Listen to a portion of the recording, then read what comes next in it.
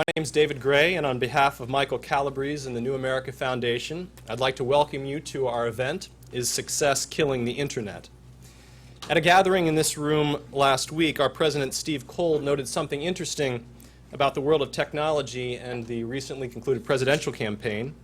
He noted that there is a greater gap between the daily experience of Americans in our frequent interaction with technology and a lack of discussion about technology policy among the candidates, perhaps more of a gap there than in any other field. And I don't just think a gap exists in technology with the campaigns. I believe there are significant gaps in the assumptions Americans make about technology policy and the realities we experience in interfacing with technology. In no area is this more evident than in the area of the internet, where I think Americans tend to assume with the net that it will just keep improving with this sort of Moore's law of unending progress. However, there are reasons to believe that that future is more complicated. And that's in part what we're here to discuss today. In his important new book, The Future of the Internet and How to Stop It, Harvard Law professor Jonathan Zittrain details what I found to be some fascinating descriptions of the history of the PC and of the Internet, the likely challenges that those who depend on the net will face if the current path continues, and some prescriptions to preserve the generativity of the technology sector. This is a great book. I highly recommend it. In fact, we have it on sale after this presentation. I've known Jonathan a long time, and he's truly one of the great minds on this, or frankly, any subject. He co-founded the Berkman Center for the Internet and Technology in Society, at Harvard, and until recently was a professor at Oxford, and now is a professor as he returns to Harvard Law School. Any of you who've seen Jonathan Zittrain speak at Google or on the Colbert Report or on television programs know how lucky we all are that he is with us today. I would also like to welcome to New America Adam Thierer, who is the Senior Fellow and Director at the Center for Digital Media Freedom at the Progress and Freedom Foundation, and an author in his own right, who is a co-author of a Manifesto for Media Freedom. I got to know Adam in the 1990s in his work on economic policy, and I'm also very grateful that he's sharing his insights with us today. And I'd also like to introduce my colleague, Michael Calabrese, who directs our Wireless Future program, also wears a management hat as vice president here. Adam and Michael are leaders in the technology sector, and I'm grateful they're both with us today. Many people are concerned about the current path of the internet, and many others believe that its greatest threat might be overregulation. And these are some of the topics that we are going to discuss today. Our format will be to begin with Jonathan for his presentation, and then I'll invite Adam and Michael to respond with their own thoughts. And then, as I know we have a group gathered today who has a lot of thoughts of their own, I hope for a robust question and answer period. As always, and very appropriately, this event is being carried live on the internet. So I thank you for joining us today, and I invite you to join me in welcoming Jonathan Zittrain to the New America Foundation and to the podium now. Jonathan.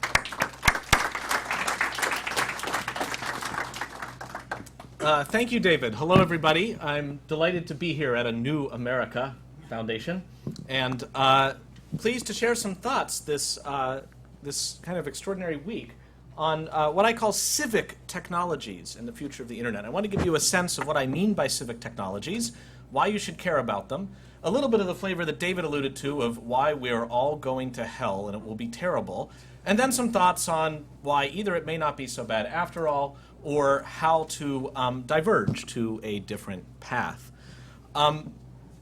This week, a number of people underwent a strange ritual. They stood in lines, usually cheerfully, often for hours at a time, for the privilege of casting a vote. Is it fair to ask how many people voted this week? Yeah? I think that's allowed. That's allowed? Well, you never know. Things are strange within this district. You voted, right, Adam? No comment. See, now Adam is one of these rational economist types who first ran the numbers. It took him hours, but he ran the numbers to figure out the odds that his vote could possibly make a difference and figured that it wouldn't, especially probably in the district. And maybe he didn't. I don't know. But I'm premature in attacking Adam. That comes in the second segment of the presentation. But the fact is, there's something going on here when people stand in line, even though literally, rationally speaking, their vote doesn't matter. There's a certain civic instinct at work that I say is actually at work with some of our technologies unexpectedly. Most of our technologies do not have a civic dimension, and by that I mean they don't have a dimension where they rise or fall depending on how many people are cheering them on or willing to stand in line to make them work or phone bank for them.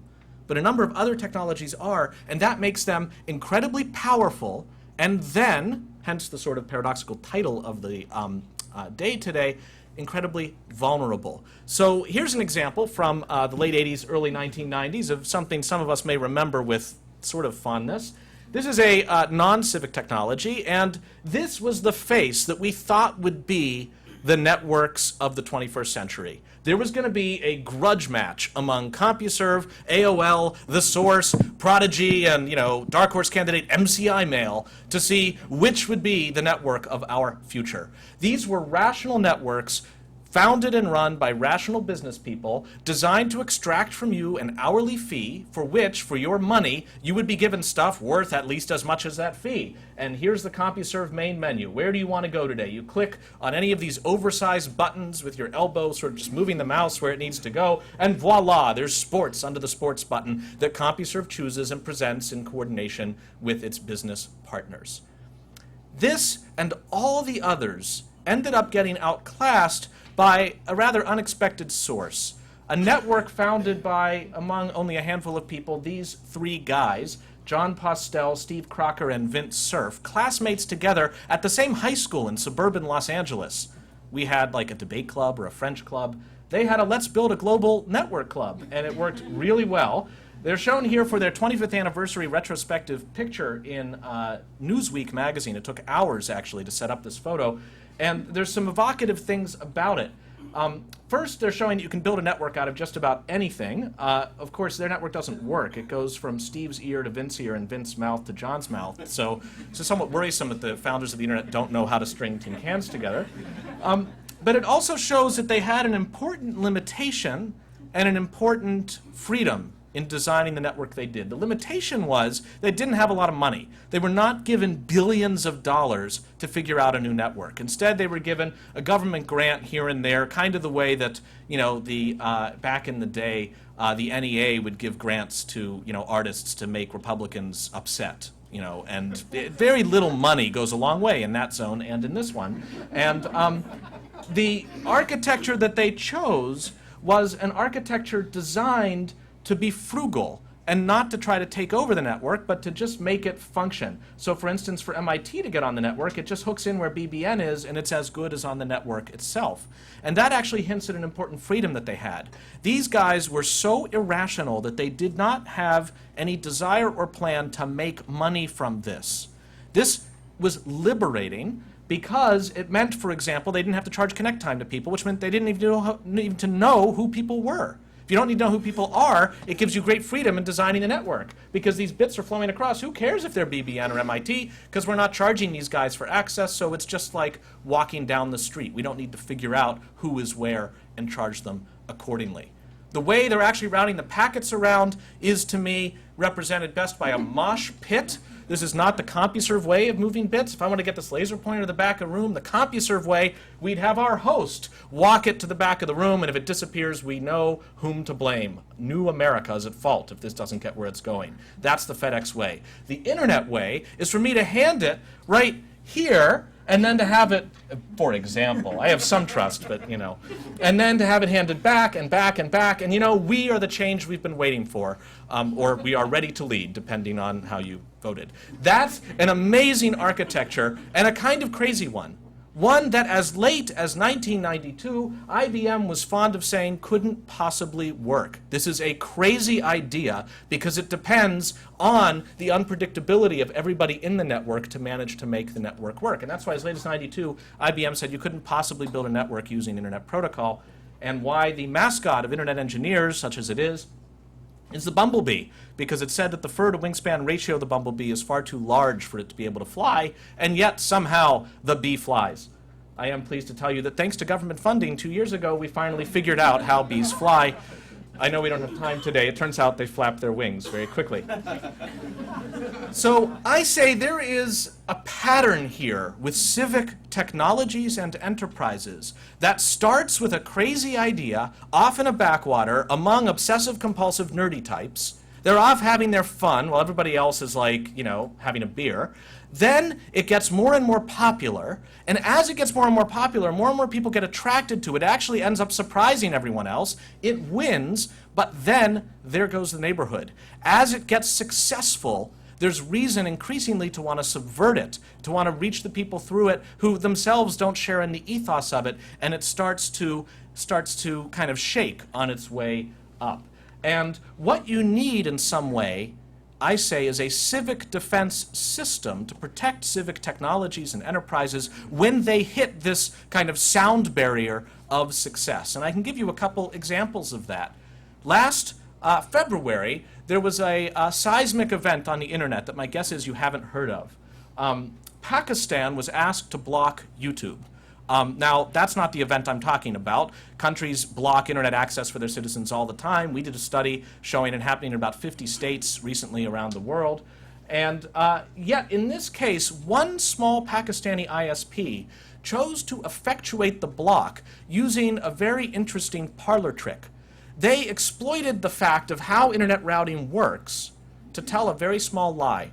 Not only, if I'm moving this laser pointer, do we pass it from person to person, but you have to have some sense of which direction to pass it in to get it where it's going. There is no overall map of the internet. Instead, it's as if we all sit in a fog bank and can only see people one click near us. And then I can look and say, I see Adam, but David can't. But I can turn to David and say, I see Adam, and now David knows where Adam is, and Adam knows where I am, which means Michael can know where I am, etc., etc. Kind of like the Russian Matryoshka dolls that end up having, I guess it's Marx inside, or Jesus, I forget. So anyway, what happened was this internet service provider in Pakistan decided to effectuate the block of YouTube by simply advertising to its subscribers and nearby routers that it had just discovered that it was sitting right on top of YouTube. So give me your cold, you're hungry, your packets looking to see cats flushing toilets, and, you know, we'll take care of them. So that happens. Their subscribers send them bits for YouTube, and they throw them away because the desire is to block YouTube. This then cascades out, and every ISP one click away from the Pakistani ISP starts sending packets that way for YouTube. They advertise one click out. Within 15 minutes, this has cascaded around the world, and YouTube is blocked everywhere. If you are in San Francisco trying to watch YouTube, your packets are going to Pakistan and never coming back. Now, that's pretty extraordinary. The most popular website in the world, run by the most powerful company in the world, brought down around the world, and there was nothing Google could do about it. So what happened? Why haven't we heard of this? Within about 90 minutes, it was back up again, and, you know, people were actually starting to wake up a little bit, and then boom, back into the matrix. It turns out that the equivalent of the bat signal went up. And who answered the bat signal call but NANOG, the North American Network Operators Group, an unincorporated group of people who rarely see sunlight, who participate on a mailing list and talk about networks for fun. Yes. See, none of them are here, but some of you might be on the webcast. Hi, guys. So they just sit and talk about the network all day long, and some of them have mid-level positions at internet service providers. So the word goes out. It looks like something hinky's going on in Pakistan. They're blocking YouTube. And they start brainstorming about what to do about it. They come up with a manual workaround, and routers start to get reprogrammed. This is the thin, nerdy line that keeps the internet up and running. If this weren't here, there would be chaos. Now, it's not just at the network level. There are other civic technologies like Wikipedia. I'm sure almost everybody now is familiar with Wikipedia and its different language variants. The Volapük Wikipedia, Volapük being the new Esperanto. Who knew we needed a new one, but it's better than ever. Volapük Wikipedia, now 100,000 articles because some of the Volapükians wrote a script to translate English articles into Volapük, which sent the Esperanto people into a rage because that's cheating. And there's a debate as to whether they should truly be said to have 100,000 articles. I can let you know how that turns out. But anyway, if a guy named Jimbo came up to you in 2001 and was like, I got a great idea. We start with 7 articles, then anybody can edit anything at any time. Huh? Right. That's not a bee. That's like a piece of felt. It's like, there's no way that's going to fly. It's such a profoundly stupid idea that even Jimbo never had it. Jimbo's idea was Newpedia, which was Jimbo writes checks to experts to write articles and then gives the articles away. That was the plan. The wiki was introduced as just kind of a back-end way of kind of fussing with the articles a little bit, and it ended up taking over the entire enterprise. Wikipedia now so ubiquitous that you can find it on Chinese restaurant menus. This is a real photo. I prefer my Wikipedia with pimentos. And I have a theory as to how this happened that I can share later. But the fact is that Wikipedia isn't just, you know, a rabbit apparating out of a hat. Just like any other instrumentality, spammers and other evildoers, now that it's popular, want to be able to subvert it. They want to change every single article into an ad for a Rolex watch. What stops that from happening? Well, there's people online who just go to the administrator's notice board here, which is itself a wiki page, and the idea is, give us your problems. Edit this page with a problem you're having. Right? My friend talks too much. You just put it on this page, and people who are feeling administratorly go onto the page and just start solving problems. So, tendentious editing by user Andy V. Phil, anonymous attacking me for reverting. Here's one, a long story. It's like, well, I can't wait. And it turns out that there are people who can't wait. What keeps Wikipedia afloat against a constant barrage of that which would subvert it are the unpaid, unaffiliated nerds who read this page and keep it under with entries fewer than are appearing. And sometimes they gather in informal groups. This is the page for the counter-vandalism unit. Foxes 24 not only gave us a new opinion about torture, but the nice CVU icon, and there's the anime lady mopping the floor. The counter-vandalism unit is one of those thin, geeky lines. If all the Wikipedians were suddenly to just go to a Star Trek convention someday, Wikipedia would be toast within 45 minutes. That's a line that we don't think of very much, that has a kind of flavor of it, of the price of freedom is eternal vigilance. So, one example after another, I can't resist but share this one. As recently as 2005, it was sensible for Business Week to tell you that blogs may change your business, you know? Watch out. They may seem silly, but they're really important. And who can blame them? At first, you know, blogs were basically about people's cats. And I will share, as I have before, my favorite cat-oriented blog, catsthatlooklikehitler.com. This is a blog for photos of cats if they look like Hitler. So there are some of the top Hitlers. Can you imagine coming home to this cat every day? I don't know. Still more popular than cats that look like Goebbels.com. I don't understand why. So anyway, these get really popular off in the goofy corner. Then they become serious. Here's Global Voices, a production of, at first, Harvard Law School and the Berkman Center, where people around the world without a lot of tech tools or bandwidth can actually blog about what's going on in their countries, and then becomes an important source for news around the world when something happens in one of these countries. And then there's reason to want to subvert it. Here's just some of the comments pending on my modest blog, and it's, you know, one comment after another. Ambien prescription online, Ambien drug, alprazolam drug. And these are the robots now have discovered my blog and just want every comment to be about drugs so that the Google robot will later index it and decide that these drugs and these sites are all the rage in the blogosphere. We see a civic defense method for that.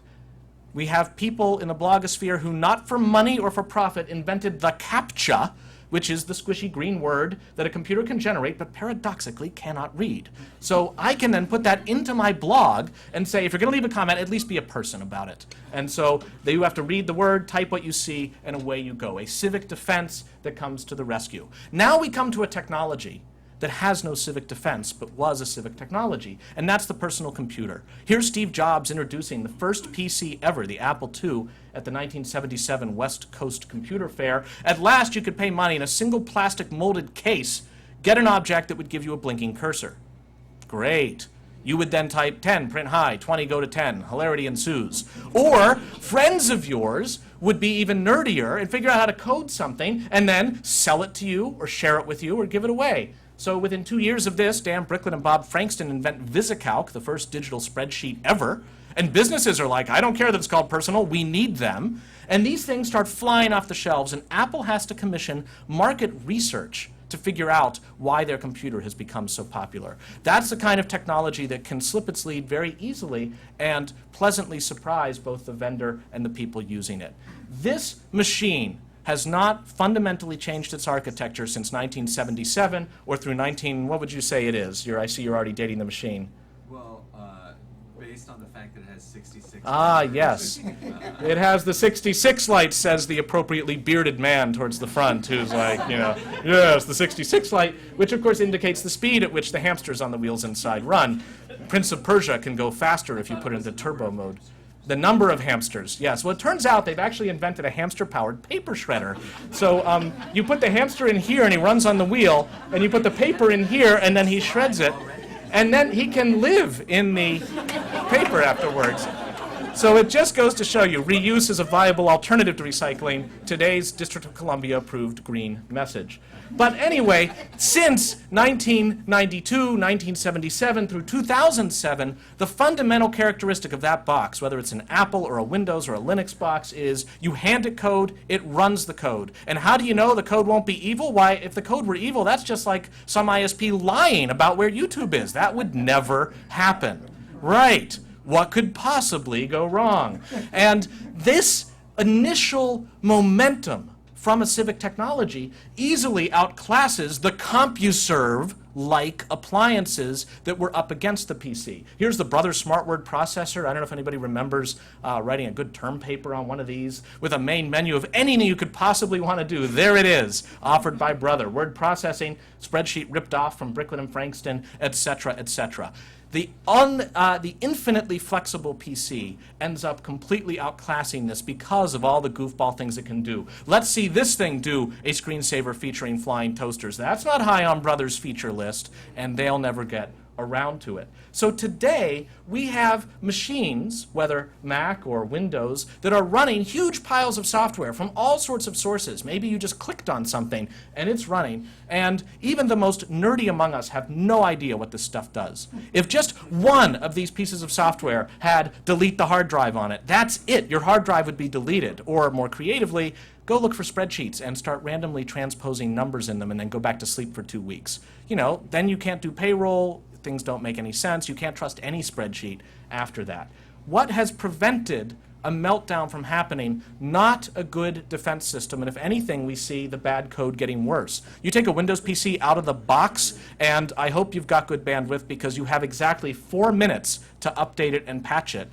Otherwise, it will be randomly compromised by a roaming piece of code from someone else's compromised PC looking to have the keys to its kingdom, completely take over the machine.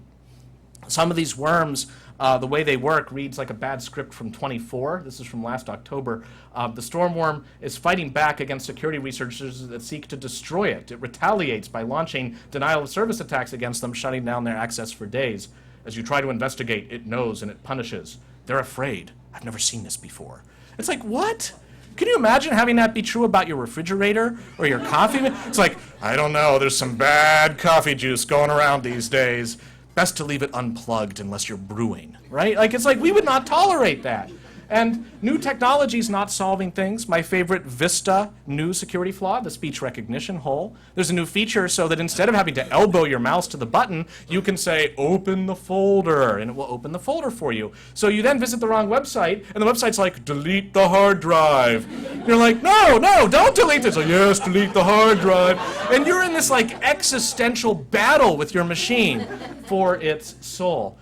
Defenses mean you need to be really smart. Here's an email sent to Harvard Law School faculty and staff talking about an insurgence of fraudulent emails at the law school with a huge pile of things you need to do in order to stay safe. My favorite one of which is this: be weary of emails that have misspellings, poor grammar, or odd characters.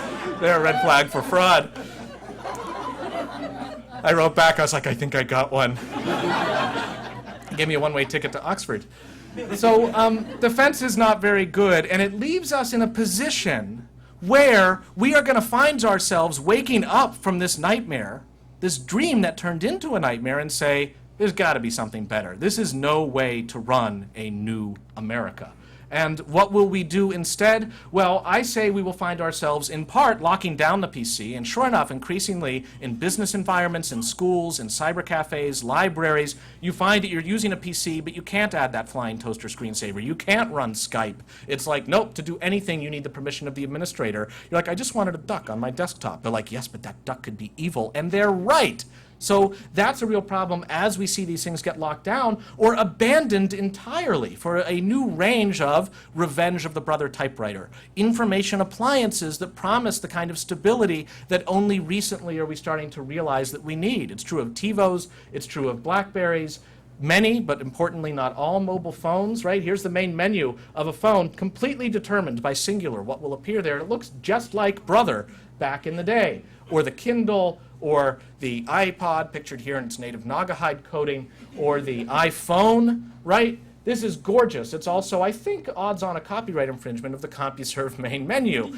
Steve Jobs made in iPhone 1.0 no apology for the fact that Apple would control everything, because you don't want it to act like a PC. If it acts like a PC, you're going to try to make a call, and it's not going to work, or it's going to like spit at you or something. And that we tolerate for now in our PCs, but we wouldn't in critical appliances like our phones. But then it turns out the civic spirit's so strong that nerds are willing to risk their phones to code them anyway, to write new software for the iPhone, even as Apple is cranking out press releases saying they will brick your phone if it ends up being reprogrammed and jailbroken. So Apple finally yields. An iPhone 2.0, released over the summer, has now new firmware and a software development kit. And the idea is now outsiders can code for the phone, not a real Newsweek cover. Would have been a very slow Newsweek if that were the Newsweek cover. So what's different then? Well, it turns out this is a fascinating hybrid. Steve Jobs, of whom all pictures are blurry, says that there will be limitations. And the limitations we are now starting to know, even though they're not written down very well.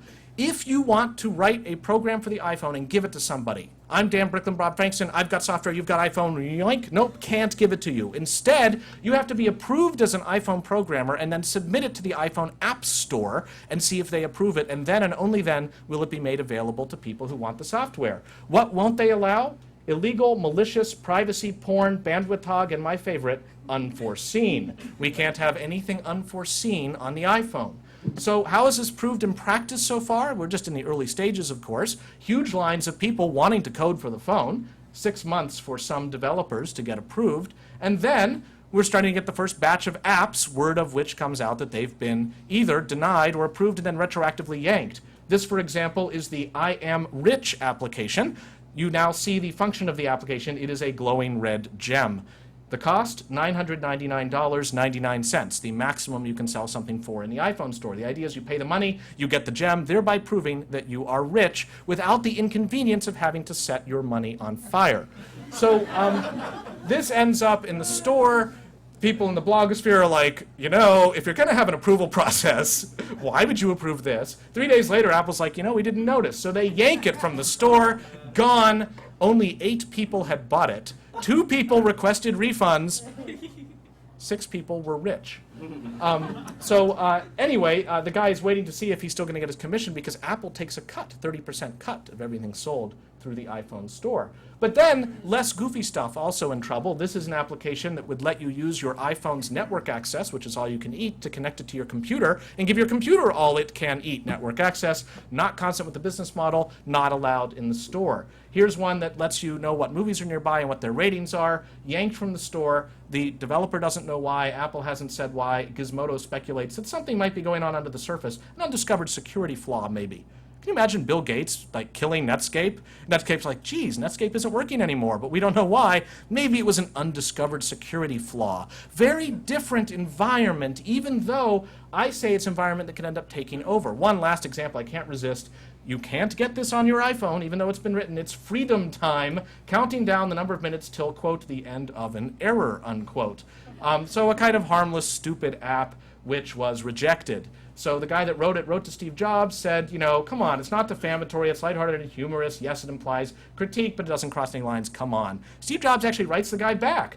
Even though my personal political leanings are Democratic, I think this will be offensive to roughly half our customers. What's the point? And like, that's it, end of argument. Now, if you're Adam Thierer right now, here's what you're thinking.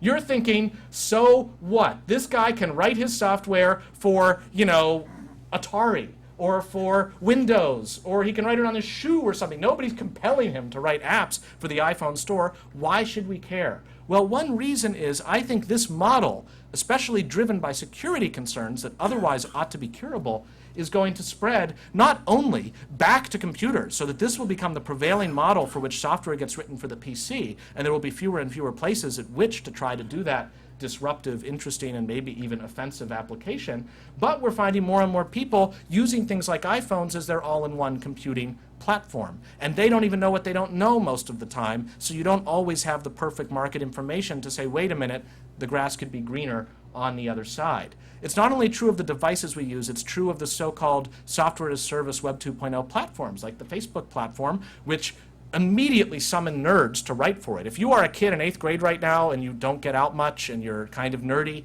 what you are doing is coding for the Facebook platform, not for Apple, not for Mac, maybe, not for Windows. Maybe you're doing an iPhone app, and you're not reading the fine print of the terms of service, which say that Facebook can kill your app at any time, Facebook can charge you a fee for your app continuing to run at any time, et cetera, et cetera. You're just writing the stuff for fun, and this is where the people are. That's your audience. Same, by the way, true of the Google Applications platform and basically every other software as a service platform. So I am not only worried about the cost to innovation if it turns out that Bricklands and Frankstons of the world can't write goofy stuff and have it turn out serendipitously to be a bee that flies, but I see new opportunities for government regulation if our technologies end up being funneled and controlled through central sources. So this now says, even if Apple is as pure as a driven snow from the point of view of a developer or a customer, there can still be trouble. Think about this. Think about the most basic product possible, a toaster. Here's a glorious gleaming toaster, right? Now let's think about this toaster in a Web 2.0 kind of way. This Web 2.0 toaster is one that you can come down for breakfast on Monday morning, and there's a sign on it that says, congratulations, you've just got the November update, you have a 3rd slot. And your toaster has a 3rd slot. You're like, cool, so you start making toast, blah, blah, blah. You come back and it's like, sorry, we discovered problems with the rollout. We've rolled it back. We apologize for any toast that was crushed in the process. Like, okay. You come back next Wednesday and it's making orange juice. And at this point you're like, what did I buy? You didn't buy a toaster. You entered into a breakfast-oriented relationship with a service provider. Now, they're going to try to be as kind as possible, just the way that CompuServe wants to give you stuff. You want sports, we have sports, right? You want orange juice, we've got orange juice. But sometimes you're like, you know, I just wanted my toaster. We're having much more contingent relationships with things that are formerly known as objects as we start to make things more into services. And what it means is the government can lean on the service provider to change stuff. Here's just one example. Some of you may have the OnStar system in your car. This gives you turn-by-turn directions and GPS navigation. You have a little rear-view mirror, and there's a microphone in it and speakers behind it, and if you run into trouble, you can press the help button and say, help, help, I've fallen and I can't get up. And then this lady, this is the actual lady, will say, don't worry, help is on the way, we know where you are, and they come and help. Great service. So, so great that the FBI noticed this and asked an OnStar-like provider to reprogram the system of a car containing people of interest to the FBI at a distance to turn the microphone on at all times. So you're just driving around in your car and the OnStar-like system is just listening to everything you say and is getting piped directly to the FBI. So the company in question had a litter of kittens, as you might imagine. This is like not good for business if word gets out, which led them to the brave but somewhat anonymous case, the company versus the United States of America. They sue, saying they shouldn't have to do this. They lose in the district court in an opinion filed under seal. They take an appeal to the Ninth Circuit, and they win on the thinnest of reeds. The Ninth Circuit holds that because the way the FBI asked for the system to be reprogrammed, at all times it goes to the FBI. So if the bad guys actually fall and can't get up and ask for help, it goes to the FBI, which presumably would not come and help. So if you can make the system so that it goes to the FBI at all times, except when they need help, at which point it conferences in the lady with the headset, no problem. And not only do we see that with that kind of technology, but we've had instances, ambiguous because we're reading this out of affidavits and motions for warrants and such, of being able, say, to reprogram a cell phone mic at a distance to be an eavesdropping tool just to pick up ambient noise. It's not like when you're in a call, it's just walking around, picking up everything, and all you notice is that your battery life isn't what it used to be, which for an iPhone is no surprise. So Here, you actually realize that by our consumer choices, we have unwittingly, maybe if we know it, we'd regret it, created a surveillance infrastructure that, I mean, it does, I hate to use Orwell as an example. This is a variant, I assume, of Godwin's Law. Like, it eventually gets to 1984. But, you know, it feels a little Orwellian. I'm sorry, I got to put on a tinfoil hat. And even if you believe in both old and new America and completely credit that the Inspector General's report at the Department of Justice was wrong, and there's never been a single abuse of national security letters or other government authority here in the US, and that's where I am, right? In China, these things are rolling off the assembly line, and the technology providers and the customers are conspiring with each other to offer the government an unparalleled surveillance platform. There was actually the head of China Mobile, the largest mobile provider in China, was at a panel on mobile advertising. Mobile advertising, the next exciting bubble. And he was saying what an exciting bubble it was. And that, you know, he said, we can actually measure how many people are going to a sporting event by just counting the mobile phone signals. And we know who's there and who leaves early. There's like silence in the room. Somebody gets up and is like, you know, isn't there a privacy concern with this? And the translation happens, and the guy speaks back, and the translation happens, and he says, no, we take privacy very seriously. We only give this information to the government. And it's like, okay, thanks for that. So there is a certain level of innate protection, and for the lawyer types among us, this is almost a Second Amendment style argument, which is recently in vogue, that says that when the government needs to rely or lean on private parties and a lot of people for help enforcing its laws. To eavesdrop on somebody, you need to get that stupid truck that looks like a flower delivery truck and, you know, sweat under the armpits and stale coffee and all that. That is a check on the amount of surveillance the FBI is going to do. When you can just sit and be like, where do I want to go today, and Google everyone and listen in, which as a technical matter can be possible with these technologies, it turns out then that it's easy, I think, easier for abuses to happen. In the 19th century, law enforcement was not outsourced. It was much more a community effort. You would actually call a posse together if you had to enforce the law. There's a certain benefit to that in the sense of when the elites got together in the late 19th century and came to a political accommodation that entailed returning fugitive slaves from north to south, when you needed a posse to do it, they like had their cats to shampoo. Like it was not high on their list of stuff to do. And it turned out that that was dead letter law, even as it entered onto the books, because the public wasn't down with it. To the extent that our more powerful and information-oriented technologies don't require public assent to operate, that then removes this important check on things. That's why I'm eager to come up with technologies to solve the very real security problems that we have online and for which the nerds are often in denial because they have their own shotguns and know how to use them, so what's the big deal? I want to find ways to actually band people together in a form of self-help without calling upon Steve Jobs or the government to race in and fix it. Not that those are never appropriate solutions, but I want to try these solutions closer to the ground first. And I have a few ideas on that we're trying out at Harvard. One entails a bit of software that you can download to your PC that will radiate its vital signs out to the other participating PCs. And you actually can start asking questions of this herd, saying things like, I'm about to run some new software. How many others have encountered it? Is it brand new or has it been around for a few weeks? When you encounter it, does your computer on average get more or less happy? These basic vital signs not currently available in our autistic configuration of the web, something that with just some software and some public participation like at SETI at Home, we can do. And that's why it's called Herdict, as in verdicts from the herd, a terrible name for which I solicit something better, especially because the icon is a set of sheep, but we know that sheep come in flocks, so really it should be flock-dict. Another variant of Herdict is to assist in our project that I already mentioned, enumerating filtering around the world. So here, for example, is our data from a while ago, since updated, on sites banned not only in China, but also in Saudi Arabia, the double whammy. It turns out that marijuana sites and Baptist churches are the two big no-nos in both of those countries. But in order to do this research, round one was I would place long-distance modem calls from Cambridge, Massachusetts to Beijing as if I were in a hotel wanting to get dial-up access and ask for one website after another from the Beijing ISP and record what I couldn't get to. That worked until the dean got the bill. Then we got a grant from MacArthur to do a 5-year lengthy study, several $1 million, where we would send people into these countries with little handheld devices. They would end up asking for a bunch of websites, and then they'd get out before they could get arrested. This has some downsides as well.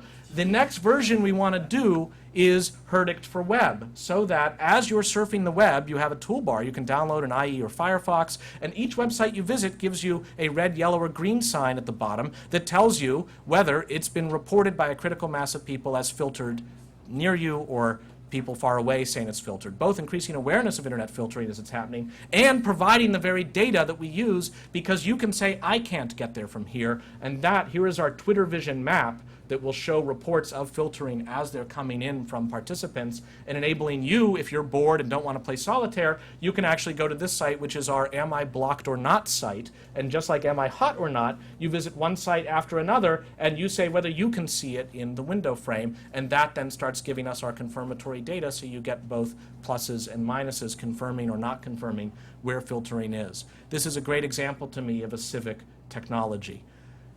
Say what you will, I think there's going to be a whole range of technologies in the future that will be drawing upon the wisdom and activity and goodwill of the crowds, i.e. us, over time. Some of which I like Herdict, some of which I'm a little nervous about. I mean, you see here a technology run by Twitter. I remember when I first saw Twitter, I was like, I see, so it's like a blog, only more inane. Like, who knew? I'm waiting for which will be only 2-word tweets allowed. It's like, that'll be revolutionary. And then you end up with, here's James Buck. He sees that there's unrest going on in Cairo. He goes to Cairo. He's actually tweeting as he's reporting on what's going on. And here's the tweet heard round the world, arrested. And the 520 people following him catch it, and before you know it, calls are going to the State Department, calls are going to the Egyptian Foreign Ministry, and the guy is sprung because of the pressure able to be generated by a technology for which the makers of the technology were not precisely expecting this any more than Steve Jobs was expecting VisiCalc.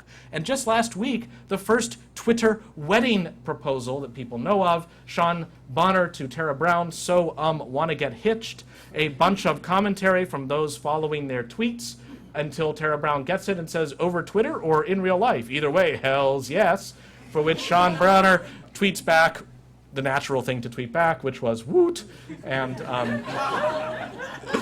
be interesting to see if the divorce happens over Twitter as well.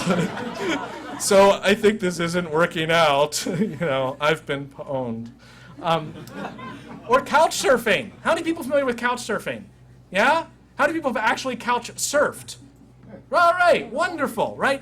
If you had just a couple years ago said, I got a great idea. Finally, we're going to create a market between people who are going far away and would like to sleep on a stranger's couch for free, and people who live far away and have empty couches and would like people they don't know to sleep on them for free, you wouldn't expect that to be the best idea in the world.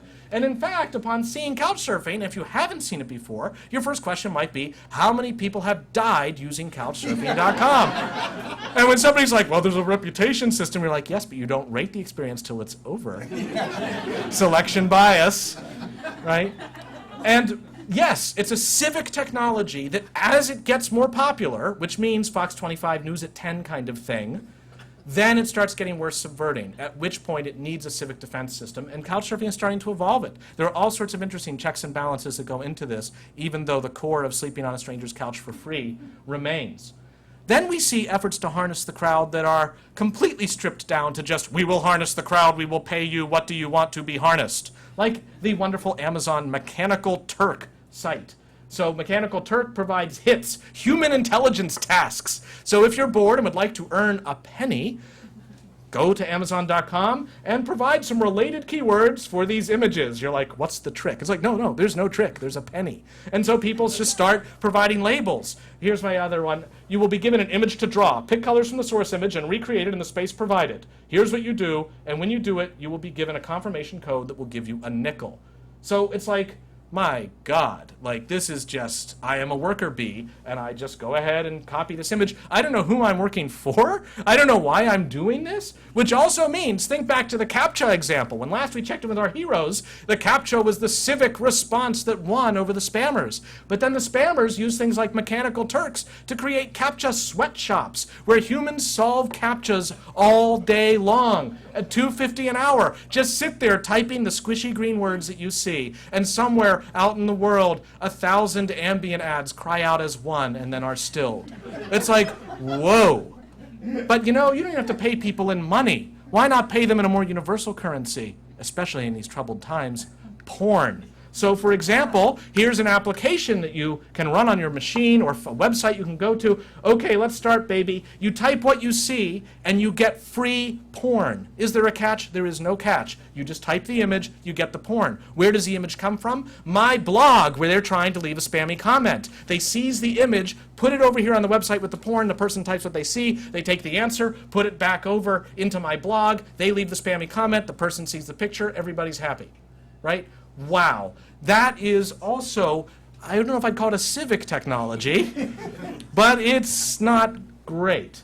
And last example, I don't know how many of you are diggers. Are there diggers among us? Yeah, you dig. So you see something you like, you dig it. Why? Just because it's fun to dig, and there's like a dig community, and blah, blah, blah, and then you get to read what others are digging.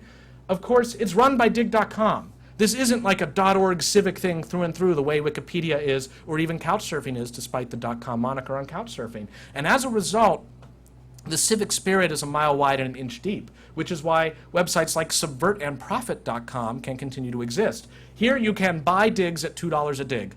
You have an article, PR, you want to advertise, it's totally worthless, no one wants to read it, but you want to give it digs.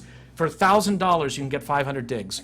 What happens? Half your money goes to subvertandprofit.com, half your money gets parceled out to anonymous diggers who have signed up that every so often they're going to get $1, and all they have to do is click on a link.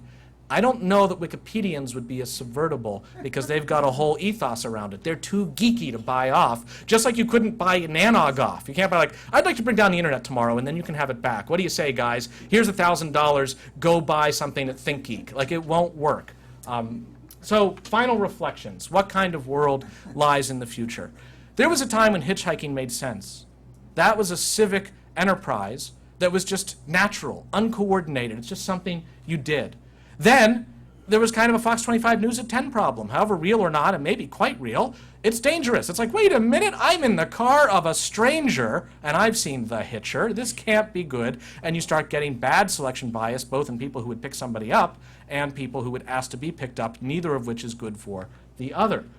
Now we start to see a resurgence of it, actually. Here's the Craigslist rideshare board, right? It's different enough from hitchhiking. It's not called the hitchhiking board that you're like, I would never hitchhike, but would I ride share? Of course I would ride share. Now, is that because killers don't plan ahead? Is it because they don't use Craigslist? I don't know. But it's a different spirit that starts and gets rolling, and if it can develop a civic defense system as it gets going, it may well pick up just where hitchhiking left off. The alternative to these civic defense technologies is increasing forms of regulation from upstairs, something that the libertarians among us should not be that thrilled about. Here in Britain is an example where people were abusing the carpool lanes. We relied on kind of a civic technology here, right? Be a hero. Report people abusing the carpool lanes. Like, I'm a hero. Here, they have cameras designed to do it, but then people were putting dummies in the car. And so the cameras were getting fooled. So now they have cameras that will detect blood. It's like, you've got me now, Britain. Like, until, of course, somebody puts a pig carcass into the car in order to use the carpool lane. Then it will just keep the arms race going. Basically, in North Korea, the radios there are tunable by law to one of only 3 stations. The Kim Jong-il Reflection Hour, the Kim Il-sung Party Hour, and Rhythm and Blues. And like, that's it. If you want a different station, the radio won't let you have it. So in South Korea, they have the plan of taking these solar-powered FM regular radios and floating them across the demilitarized zone in the hopes that you might have from heaven descending the manna of a technology not centrally controlled in its firmware. That's kind of anchoring the singularity on one side of the spectrum of technology soon to be available and common in the world. On the other side are the civic and chaotic technologies in their early form, like the internet and the PC. We know the future lies somewhere in the middle. It's going to be some kind of blend. Some of these blends, I think, are the worst of both worlds, and some of them are the best. And my hope is we can figure out the latter. Thank you very much.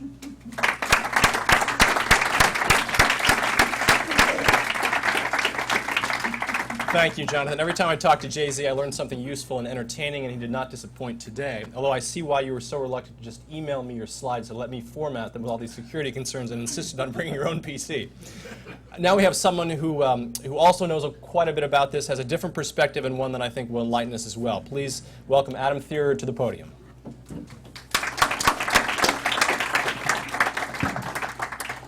Well, thank you so much for having me here today. I want to thank my friends at New America Foundation, and I want to thank Jonathan Zittrain for having me here to discuss his important book. And it really is a very important book. I'm putting together an end-of-the-year best technology policy books blog for the blog I write for Technology Liberation Front. I know you're all big fans and readers. And I was trying to think through, what are the most important technology policy books of 2008, and it really is very easy to work Jonathan's book right into the #1 slot. There really only are 2 other books that I think qualify for that sort of consideration, one being Nick Carr's Big Switch, his look at cloud computing and its impact on our economy and our culture, and also a book by Jonathan's colleagues, John Palfrey and Erzgasser, on digital natives, called Born Digital, Understanding the First Generation of Digital Natives, which is a great little book. But Jonathan's really is the most important, and I think it's the book we're going to be talking about in another 10 years as being really more influential on technology policy than any other book that's come out in recent years. For winning that prize, by the way, of the best technology policy book of the year from the Tech Liberation Front, I've given Jonathan a sticker from the Tech Liberation Front. Wow. There you go. I don't know what to say. We don't just give those out to just anybody, except at the happy hour after this that we're having for you. Then you can all pick one up there at the bar. So let me begin by talking about how Jonathan thinks about generativity, a word that I'm always surprised. 5th time I've heard this, and I never hear you use the term I think generative. it scares people. Well, generativity is central to Jonathan's book, and he defines it quite nicely about 70 pages or so in, as it's page 70 in fact, as generativity is a system's capacity to produce unanticipated change through unfiltered contributions from broad and varied audiences. I think that's a good definition. It's something I think most of us can all support. It's something that's an admirable quality of the internet, many of the digital devices that we use today. But Jonathan's fear in his book is that somehow generativity is dying or giving way to a world of tethered, sterile appliances, he calls them. And therefore he makes the villain of the book on the very first page, page 1, line 1, and the very last page, last line, the villain is Steve Jobs and the iPhone, and also the TiVo, which he didn't talk about much today. And Jonathan's view of Steve Jobs is a little bit like sort of Mr. Burns from The Simpsons kind of thing, sort of nefarious schemer, like, there's the kill switch, will I hit it today? And what am I going to take down from the Apple iPhone store that I don't like?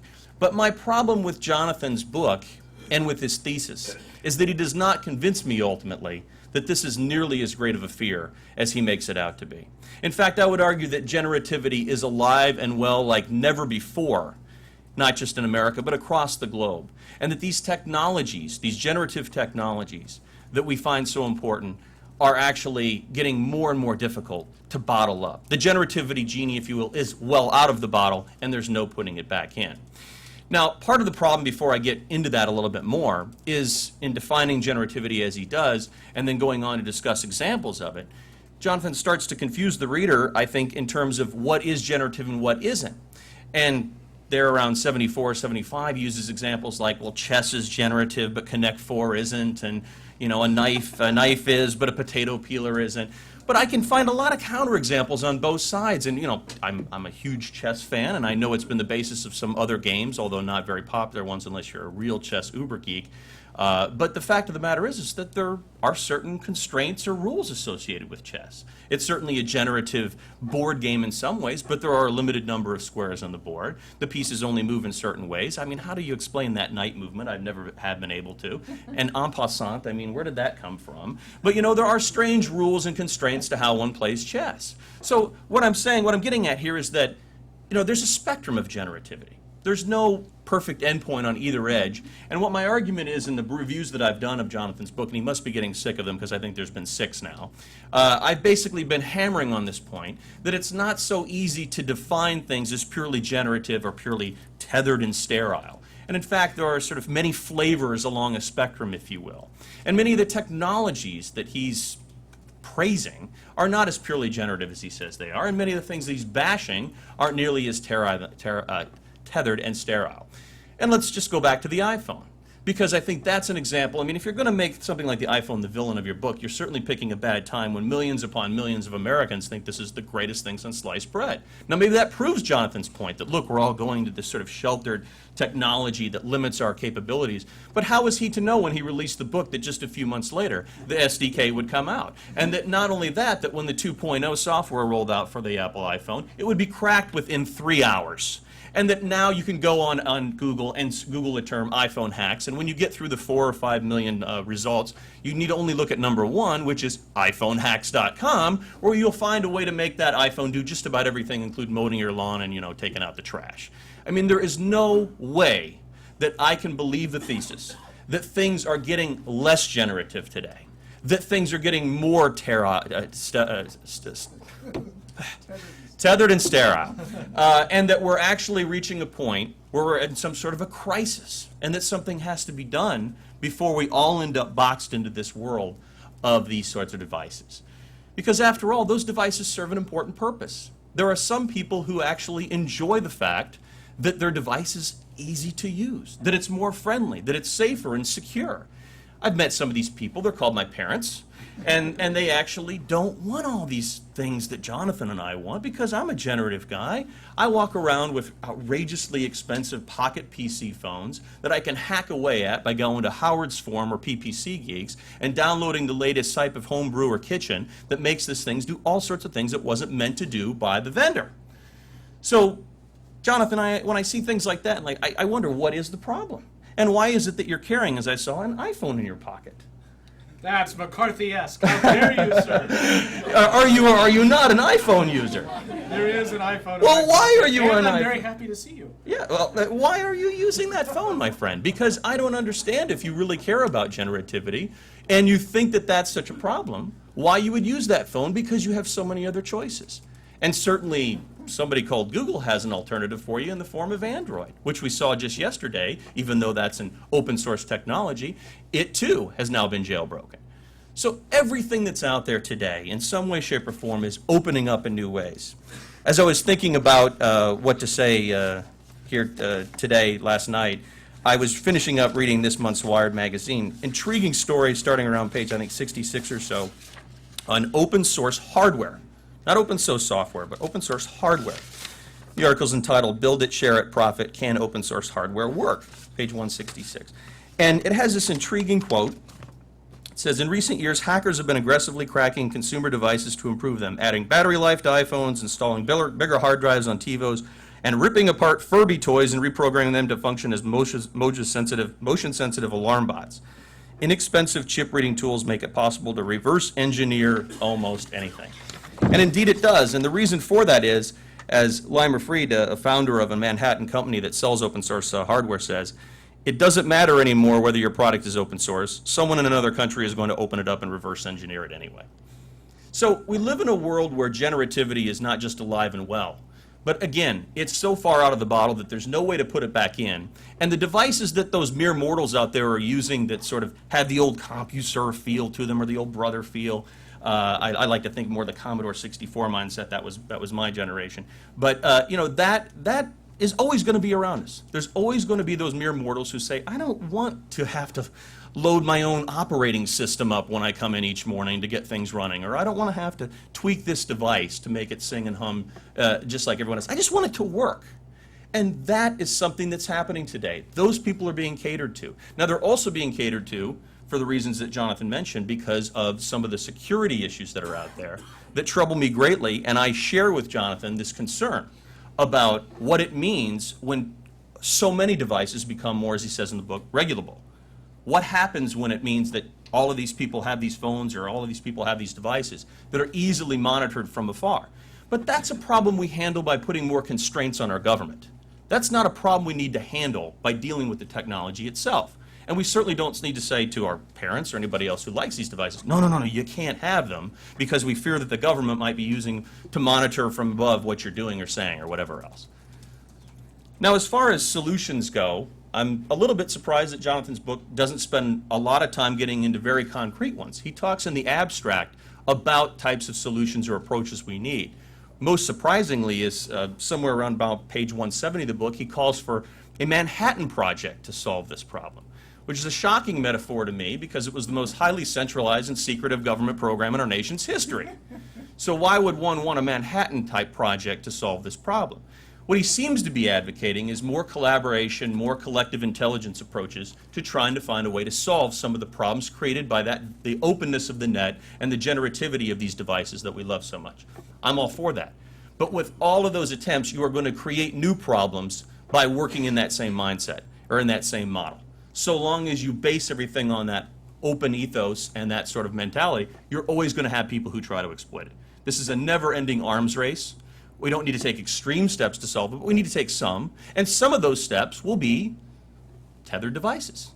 Because some people won't want to play that game. They won't want to engage in that race.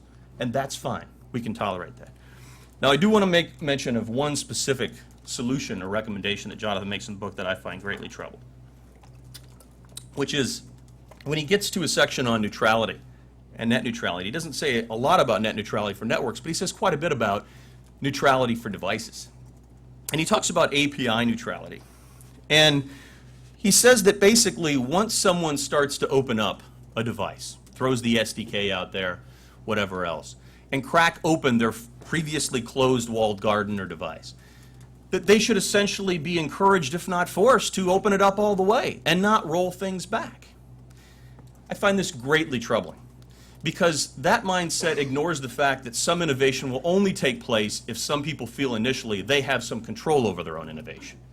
And in fact, I don't know if Steve Jobs would have released the SDK as quick as he did if he thought as soon as I release it, I lose all control over it. This is essentially the forced commoditization or sort of a common carriage regime for digital devices. That's a very bad idea, and I think it's very anti-innovation when you get right down to it. So I'm troubled by that greatly. But in general, I do want to say that I'm more sympathetic to a lot of what Jonathan says in this book than you might think. In fact, witnessing the fact that I have a more generative phone in my pocket than he does, I think and have been hacking away at every... Mine's more generative than yours. And have been hacking away at every device from my Atari 2600, my Commodore 64, and on down. You know, I care about generativity. But I do not think that Jonathan has convinced us that it is at serious risk today, or that the solutions that he details in his book are necessary. So I'll leave it at that and hopefully leave some room for discussion.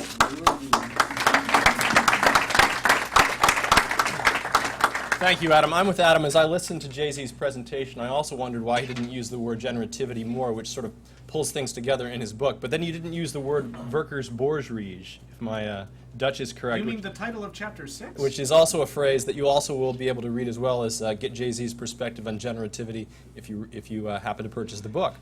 Now, to bring all these strands together, I'll invite Michael Calabrese, either, I don't know if you want to stay there or come to the podium perhaps, sure. And to provide some conclusions before we open it up. Not sure I can pull it all together, and I'm glad I had somebody between me and and Jonathan's performance. But I will say a bit about the implications of Jonathan's book for the future of the wireless internet. You know, even policymakers today rarely stop to consider that the tremendous innovation of the internet sprang from the confluence of devices that are open to third-party applications that can be connected to any network. This is the generativity he writes about, and networks that are similarly open and end-to-end with no intermediary limiting choice or competition among devices, applications, or content. At first, it appeared that the walled garden ISPs, such as the ones you saw earlier, CompuServe or Prodigy, would succeed in imposing a type of cable TV model on internet access. But instead, the wired internet evolved as it did because it used the copper wire telephone network, a dumb, unmediated common carrier. It's this that consumers attach their PCs to. But this happy outcome, you know, for I guess what we've been calling generativity, which leads to innovation and consumer choice, was no accident. It took competition policy and regulation to create the ecosystem that led to the internet's rapid dispersion and generative architecture. Just 25 years earlier, before CompuServe, prior to the 70s, that copper wire phone network was controlled top to bottom by Ma Bell. It was an end-to-end network thanks to common carrier regulation, meaning that AT&T could not discriminate among calls based on their content or callers, but AT&T was still allowed to leverage their ownership of the wires to control all of the devices and applications that could be attached to the network. Everyone had to rent their big black rotary dial phone from Western Electric, an AT&T subsidiary, which was hardwired literally to the wall. This changed with FCC's Carter phone decision back in 1968. The FCC ordered Ma Bell to allow consumers to attach any device to the phone line.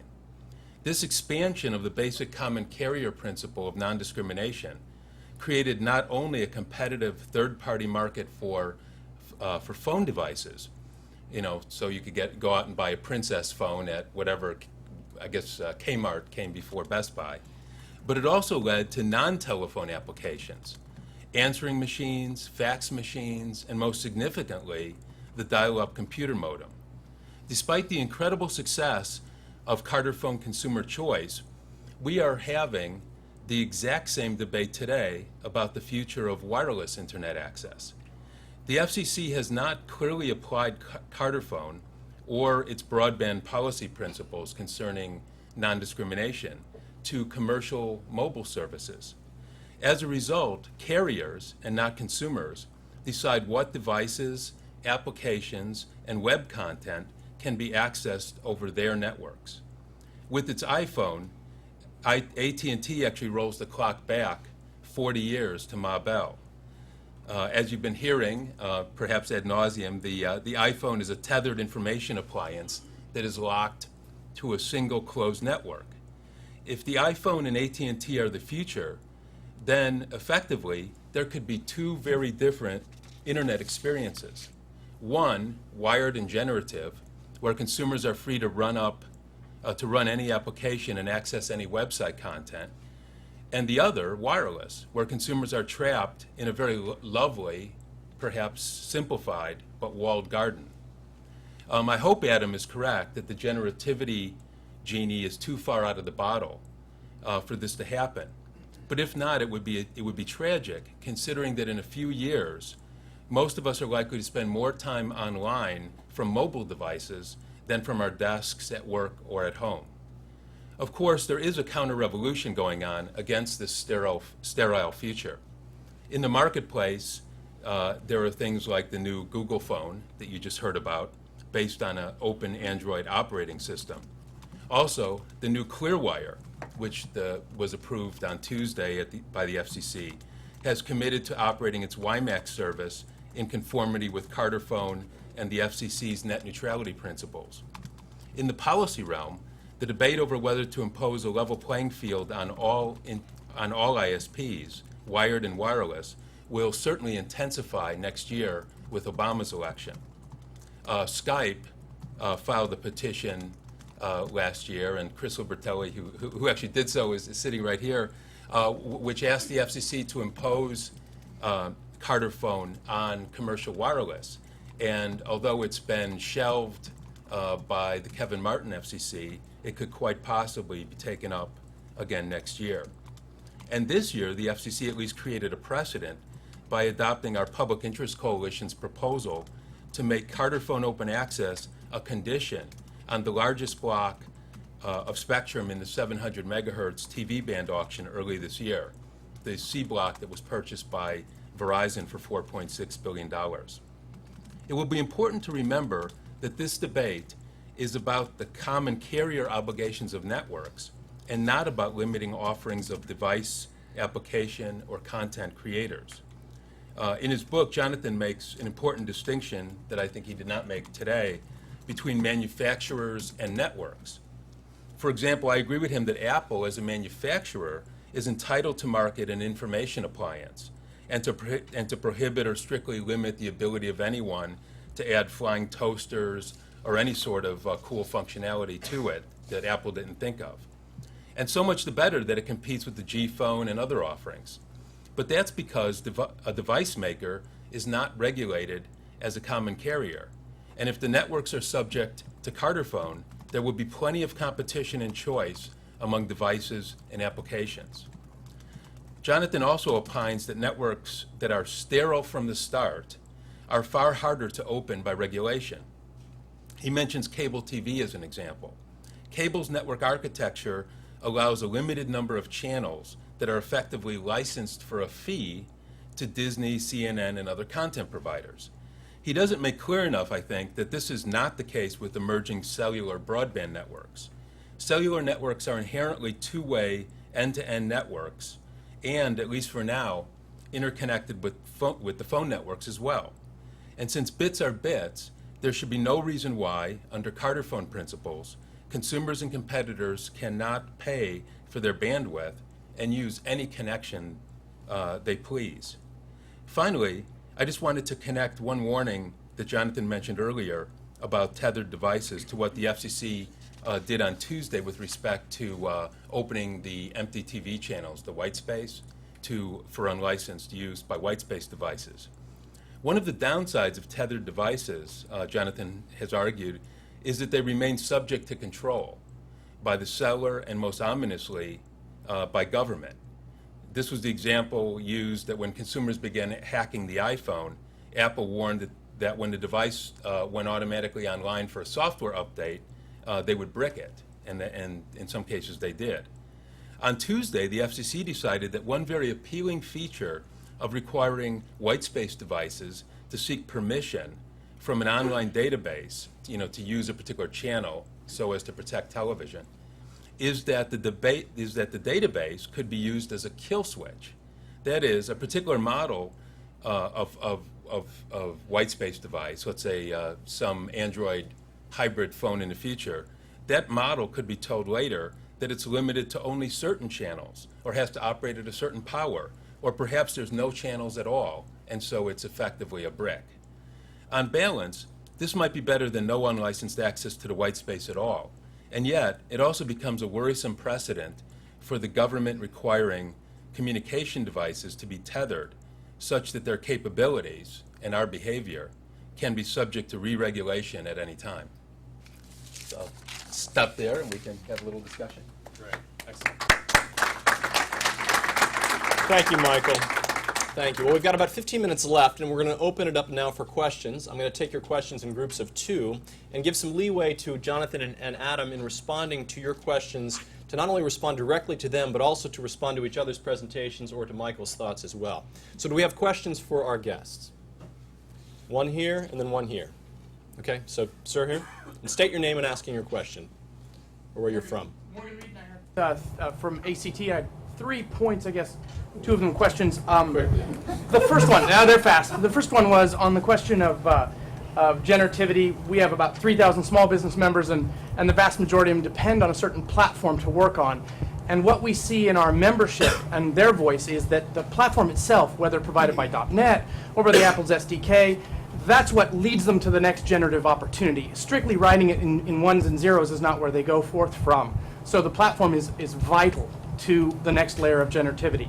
The second thing that I thought was interesting on the question of NAGOG and people taking down networks in the geek fringe. Again, our membership is the geek fringe, but their day job is almost always at a tech company. If you look at the people who are on the user groups that do this work, their email address is an ISP.com or verisign.com.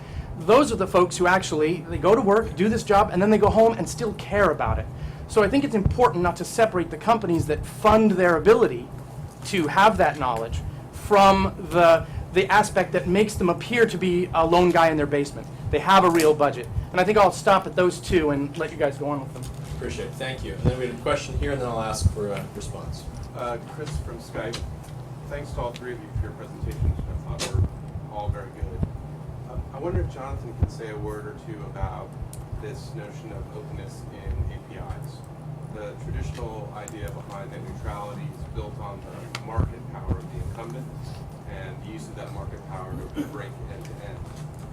And my question is, does your idea around openness in API terms also depend on market power, or is it in service of some other interest? Okay. All right, so we'll give Jay-Z the first response here to both questions and frankly also to Adam's presentation, if you have any comments on that. John, you want to go first?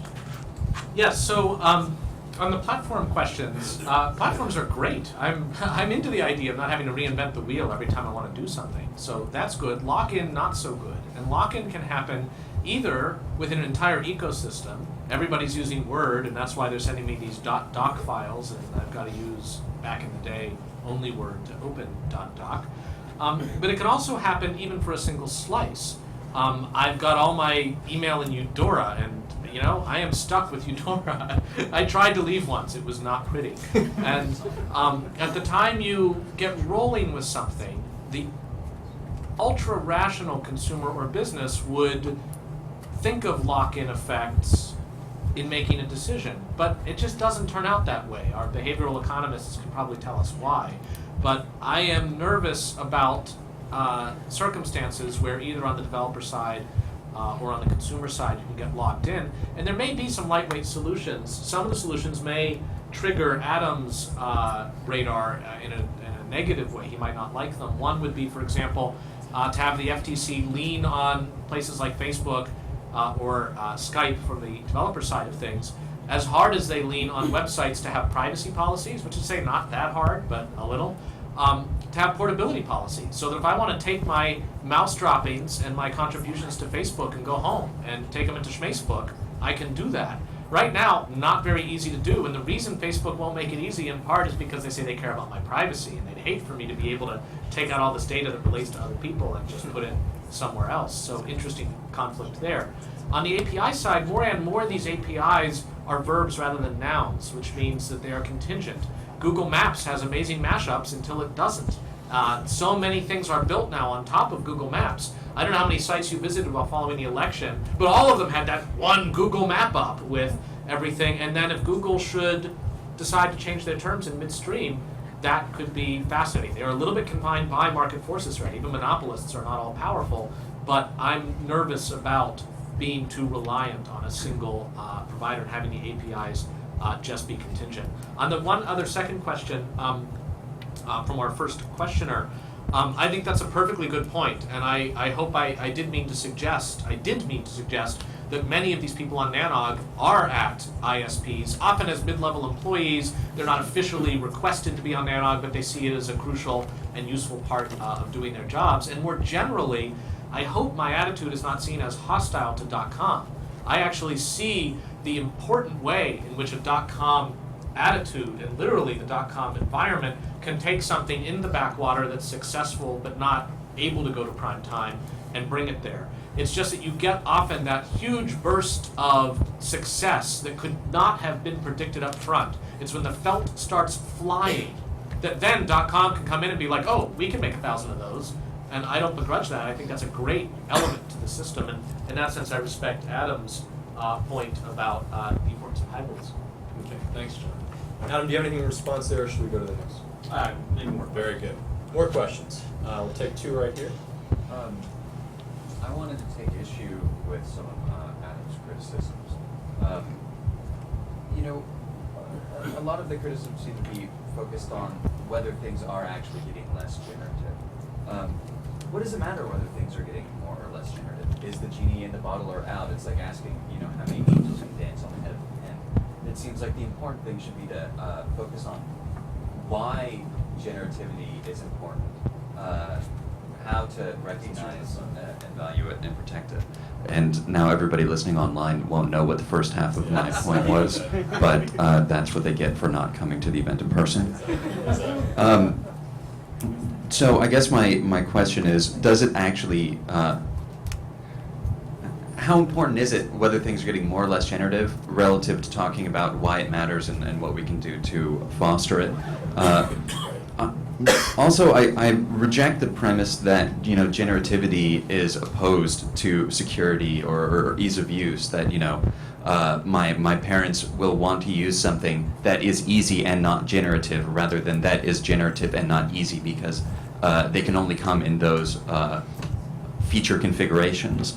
I use free operating system Linux, which is both more generative than either Windows or Mac OS. and more secure than either of them. So my question is not how do we look at these as being opposed, but how do we find ways that we can advance both of them so we can have ease of use, security, and generativity in the same package? Well, Let's take a second question just to pile them for a second and we get some response. Sorry. My question's fairly similar to Gavin's, actually. Kat Walsh from the Wikimedia Foundation. One comment also for Adam Thierer. I was just at a talk by David Friedman about 3 hours ago when he was also talking about technology becoming more regulable by the government, and he suggested exactly the opposite solution of you. Constraints on government aren't going to work. The citizens need to be in control of their own privacy. But you mentioned that for that one too. the genie was pretty much the genie was pretty much out of the bottle. Generativity isn't going away, even if people do continue to use things that are locked down, like Apple's technology. But coming from Wikimedia, I particularly have this perspective that people do it not because they set out to do it. Maybe initially they set out to read and they don't even think about it. But initially it's so easy to get involved in generative technology that they do it, and then they realize that it's important to them. So how much do you think the success of generative projects depend on it being easy, depend on you not having to think about it beforehand, and does that change if more people are using tethered technology and not thinking of it? Does the genie go back in the bottle? These two seem like they're for you, Adam. Yeah, except the second part of yours is actually very relevant to a lot of what Jonathan talks about in his book, so maybe I'll let him answer it. The first part being, why is it important to talk about is generativity alive and well, or is it dying? Well, that's a question that's raised by Jonathan's book, is, are we moving towards a more closed, sterile, tethered world? My argument is that no, we are not, that on balance, things are in a pretty good position right now. We've got a nice hybrid approach to these things. Which perhaps starts to get to an answer to your question, which is that I think that obviously, Wikipedia is the perfect example of this, that, more and more entries on Wikipedia every day, more and more wiki-type sites. I was on a site last night called Wii Hacks, which is hacks for your Nintendo Wii, which is a Wikipedia for people who have just set up hacks to hack the Nintendo to do things they should have done out of the factory. Again, showing more generativity is coming whether Nintendo likes it or not. Now, not all of those uses will be uses I like. Some of them will be piracy, which I think is bad. But most of them are things like providing a media center for your Wii or providing some other functionality that it should have had out of the box. Which gets back to the point I was trying to make, which is that whether you like it or not, if you don't have the functionality out of the gates that your customers want, they're going to find a way to provide it. And since that's, I think, the model that, generally speaking, is catching on like wildfire today on the internet, it's very difficult for me to believe that when someone like Steve Jobs sits there, is his thumb really right there on the kill switch, like any moment now, I'm going to do it, No, realistically, besides, Am I Rich or whatever it's called, and a couple of others, it's very difficult to find these examples of when the kill switch was thrown. Oh, by the way, there's a hack for the kill switch, so you can disable it, which was put out there about 2 weeks after the kill switch came to light. So my argument would be is that it's very difficult for companies to bottle these things up, that when they try, they create an immense PR backlash and a customer backlash, and that ultimately the community as a whole responds in ways that are more generative in nature that Jonathan is generally calling for. I think the things that he's advocating in some ways are happening today, but maybe not quite at the scale that he hopes.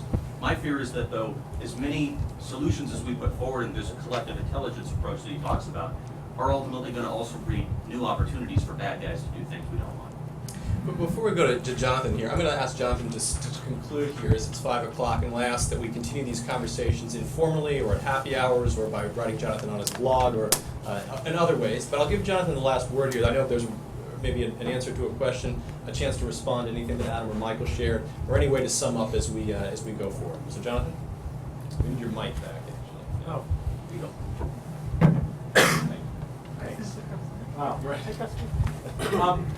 So first, just thank you all, and thank you, Adam and Mike and David, for sharing your thoughts and your criticism. There's always this thing when somebody's like, on page 162, you say, oh no, did I say something on page 162? I'm so sorry. But it's great to see, just such thorough engagement with the ideas. Like, the academic's nightmare is that, like, no one ever reads his work. You got a sticker out of it. I even got a sticker out of it. I've been double-clicking the sticker, though, and nothing's been happening. So you have to show me how it works. We've got a bug in there, it's surveilling you right now. Monitor your keystrokes. Yeah. Oh, wow, I like that. I should also say, in the spirit of medium and message, you can, of course, buy the book, which I would love. You can also download it for free online. I don't mean to say that, it's so disappointing. You can download it for free online, which just goes to show academics were like, read my book, I'll pay you. Mechanical Turk, 1 penny a page. I guess my audiences, when I was writing the thing, and as I'm thinking about it, there's a very diverse set of audiences that sometimes tug me in multiple directions. On the one hand, it's nerds in denial who think that everything's great and it's going to stay that way. And in some respect, Adam has threads of that to me. I mean, we agree on a whole lot. And I won't dwell on that because it's more fun to dwell on what we disagree about. It's one thing to say that because we've managed to keep the party going, just wait. You know, I mean, in a way, Adam's saying about my book, like, John Brown's still dead. Like, okay, there's nothing to see here, folks. Just enjoy your phones, jailbreak them when you want to. If you don't, and life will still be good. But part of what has made life still be good is the fact that people, a critical mass of them, are appreciating the civic instinct and partaking of it and reinforcing it. And we see it when parks get cleaned because the people in the park choose to pick up the litter and throw it away rather than just relying on the police to arrest litterers or the weekend cleanup crew paid by the city to come through. And that's another audience to me. People who may, as grandma, just think that this is another cash and carry appliance, but have openness, could be introduced to the quirky ways in which it operates and sustains itself, and for which they can actually contribute even if they're not a nerd. And for me, coming up with ways to contribute, as you can see, Adam, since writing the book, I've tried to add water to some of the ideas in there, like developing Herdict and, you know, going from screenshots to reality for that. These are the interesting pieces of it that, yeah, maybe at the end will make us say, see, there was no problem after all. But I do feel like we kind of still need to get out the vote by metaphor as we go. And that's why also the average citizen is sort of my audience. And finally, regulators who may be tempted by this stuff, I want to try to make the case to them why they should hold back a little bit, or see that if they go down this path, China can go down this path too, or name some other regime that doesn't embrace the rule of law. How to maintain environments where surprises can happen and get into grandma's hands without too much trouble. That's the challenge. And I think both, that's what Michael was talking about, that's even what Adam wants to see happen. And yeah, I don't know what's going to happen. We're all looking at the crystal ball. The bellwethers are, how will Android do against the iPhone? Very curious to see. If they don't have enough of a security model on Android, it will be just like a PC where you load up 3 apps and it dies. And who wants it? I don't. I love my iPhone, don't get me wrong. Will there be a signal security event of some kind? I sometimes ask my favorite nerds, if you had 1 week to bring down half of the machines on the internet, could you do it? And almost to a person, they say yes. Ellen Feldman at Princeton said try it in 2 weeks, which did not make me feel any better. And also looking to see who will win the Swiss Army knife war to produce the box or the modality that's the gateway to all the stuff we're doing on the internet. My guess is it will start to converge to one gateway, and if it's your set-top box or your iPhone, you're coming from the North Korea direction, maybe moving inward. I prefer to be pushing the PC from the other side towards that middle to get there. Last point, I agree, Manhattan Project is an awful phrase because it, who knew, evokes the idea of a secret, lavish government project to produce an atomic bomb. So, no, I don't mean that by Manhattan Project, and I think for now I'm going to call it a Brooklyn Project to bring hipsters and regular people together to celebrate a new world. So, thank you all. And that's essentially what we try to do at the New America Foundation, is bring hipsters and regular people together. I know you must have many questions. I know I do as well, but the day is getting late. And I want to thank you all for coming today, and most importantly, join me in thanking our 3 panelists.